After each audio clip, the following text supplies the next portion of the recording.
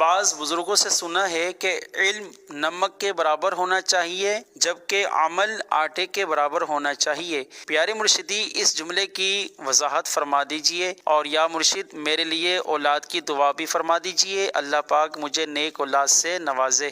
آمین آمین۔ عافیت کے ساتھ، عافیت کا ذکر ہونا چاہیے۔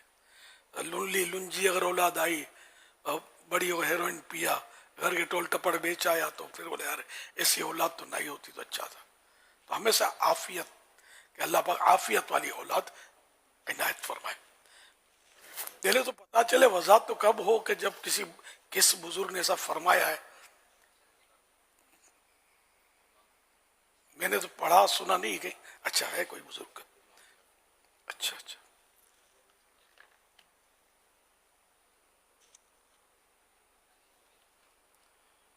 حضرت امام شافعی رحمۃ اللہ علیہ کا فرمان ہے کہ مجھ سے امام مالک رحمۃ اللہ علیہ نے ارشاد فرمایا، علم نمک کی مقدار اور ادب یعنی اچھے اخلاق آٹے کے برابر حاصل کرو۔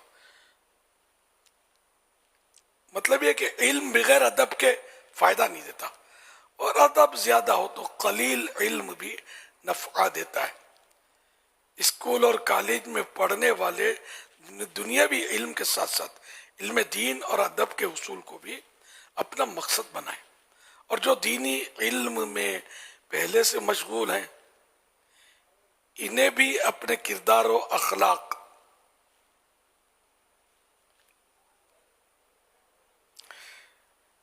کو اچھا بنانے کی بہت شدید حاجت ہے۔ اللہ کریم ہمیں دین و دنیا کا نفع بخش علم حاصل کرنے کے ساتھ ساتھ شریعت کے آداب کا خیال و لحاظ کرنے والا با ادب و با کردار مسلمان بنائے۔ چلو بھائی، قول بھی مل گیا اور اس کے معنی بھی مل گئے، اور یہ معنی بیان کیے ہیں حضرت قبلہ مفتی فضیل رضا اتاری دامت برکاتہم العالیہ نے۔